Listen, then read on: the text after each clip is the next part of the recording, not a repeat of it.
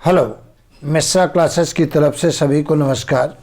एक बार फिर से हम क्वेश्चन लेकर के आए हैं और ये क्वेश्चन आपको हर ऊंचाई तक पहुंचाएंगे और सारे क्वेश्चन इम्पोर्टेंट हैं। कोई भी क्वेश्चन आप ये नहीं कह सकते हो कि ये क्वेश्चन नीट में नहीं पूछा जा सकता है। सारे क्वेश्चन इम्पोर्टेंट है। अब डिपेंड ये करता है आप कितना तैयार करते हैं।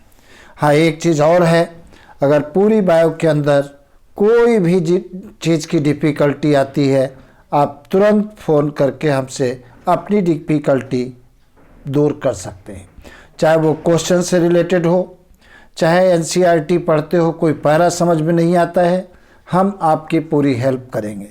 टीचर होने के नाते ये हम आपकी हेल्प जब तक नीट एग्जामिनेशन नहीं हो जाएगा तब तक करते रहेंगे। अब पूछते हो या नहीं पूछते हो, यह तो तुम पर डिपेंड है। तो चलिए आज के क्वेश्चन देखा जाए। आज हम डिसऑर्डर की बात करते हैं। डिसऑर्डर देखिए दो प्रकार के होते हैं, एक है मेंडेलियन डिसऑर्डर और दूसरा होता है क्रोमोसोमल डिसऑर्डर। प्रश्न आता है कि मेंडेलियन डिसऑर्डर के अंतर्गत कौन कौन आते हैं, तो तुम्हें याद रखना है हीमोफीलिया आती है, सिस्टिक फाइब्रोसिस आती है, sickle cell anaemia, colour blindness, फिनाइल कीटोन्यूरिया और थैलेसीमिया। ये किसके अंतर्गत आते हैं? ये मेंडेलियन डिसऑर्डर के अंतर्गत आते हैं। अगर क्वेश्चन पूछ लिया जाए हीमोफीलिया किस प्रकार की डिजीज है, तो सेक्स लिंक्ड रेसेसिव डिजीज है।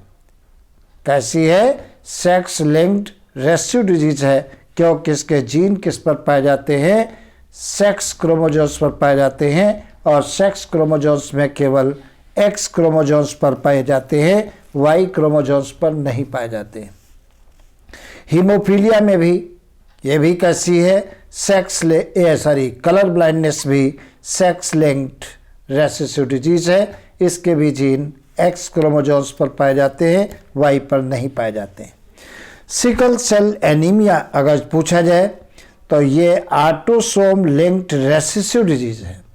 इसके जीन किस पर पाए जाते हैं? ऑटोसोम क्रोमोसोम्स पर पाए जाते हैं। और तुम्हें मालूम है मेल और फीमेल दोनों में ऑटोसोम क्रोमोसोम्स के नंबर कितना होता है? 22 पेयर्स होता है। दूसरा कौन सा है? Chromosomal disorder. क्रोमोसोमल डिसऑर्डर्स में देखा जाए तो तुमको मालूम है जैसे Down syndrome, Klinefelter syndrome, Turner syndrome, ये सब क्रोमोसोमल डिसऑर्डर के अंतर्गत आते हैं।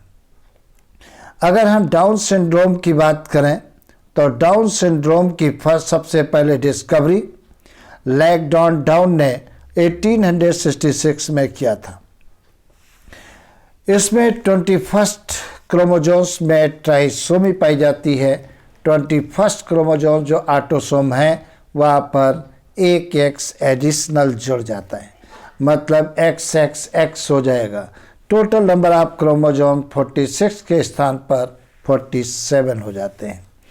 क्लाइनफिल्टर सिंड्रोम में तुम्हें याद रखना है, क्लाइनफिल्टर सिंड्रोम में एक एडिशनल वाई क्रोमोसोम्स जुड़ जाता है, मतलब इसका कैरियोटाइप होता है XXY।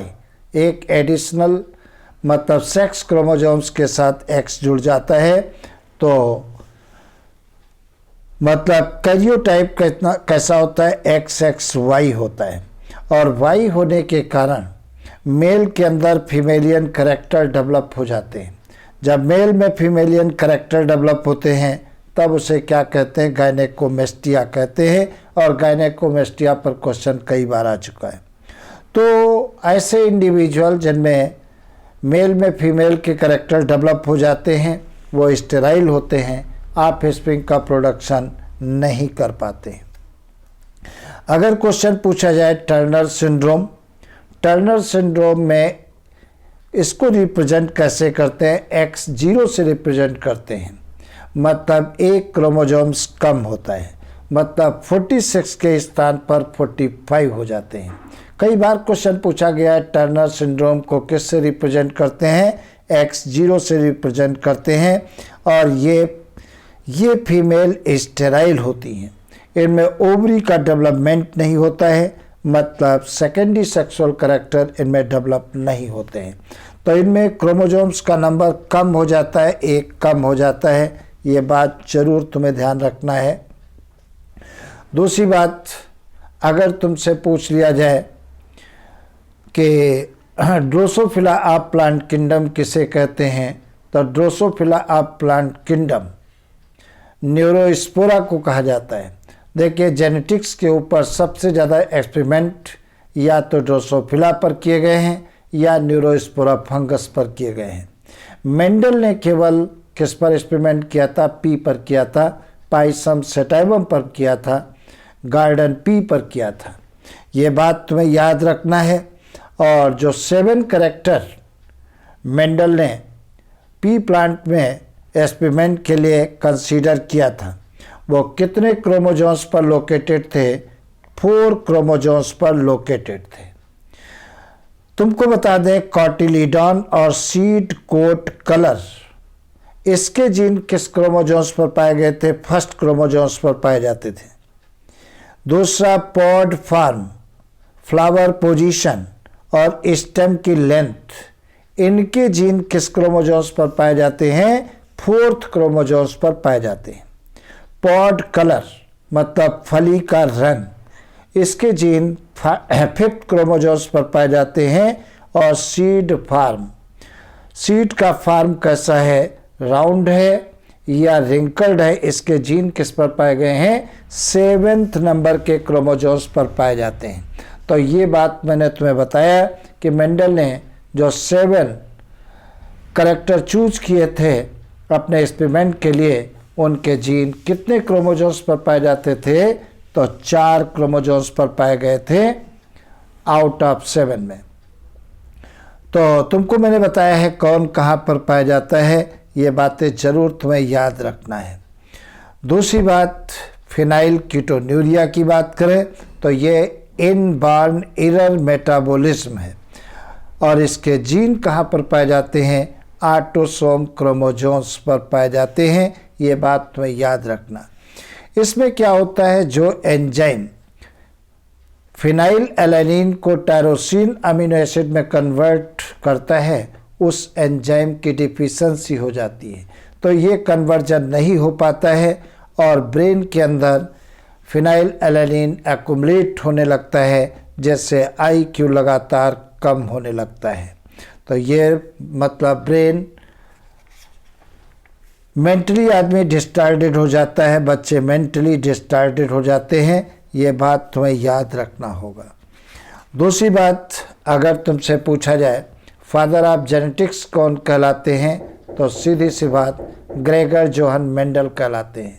अगर क्वेश्चन पूछ लिया गया फादर ऑफ एक्सपेरिमेंटल जेनेटिक्स कौन कहलाते हैं, तो आपका आंसर है TH मॉर्गन। ये कुछ क्वेश्चन थे बहुत इम्पॉर्टेंट, इनको आप हल्के से मत लेना, इनका आप बार बार करें रिवीजन और डेली 11 बजे ये क्वेश्चन आपके सामने होते हैं।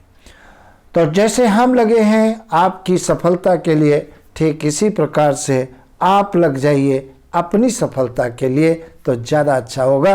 और चैनल पर अगर नए हैं तो चैनल को सब्सक्राइब कर लें, वीडियो को लाइक करें, और हाँ, बायो से रिलेटेड एनी डिफ़िकल्टी है, नंबर दिया है वीडियो में, आप तुरंत मुझसे बात करें और अपने प्रॉब्लम का सलूशन हमसे एट अ टाइम लें।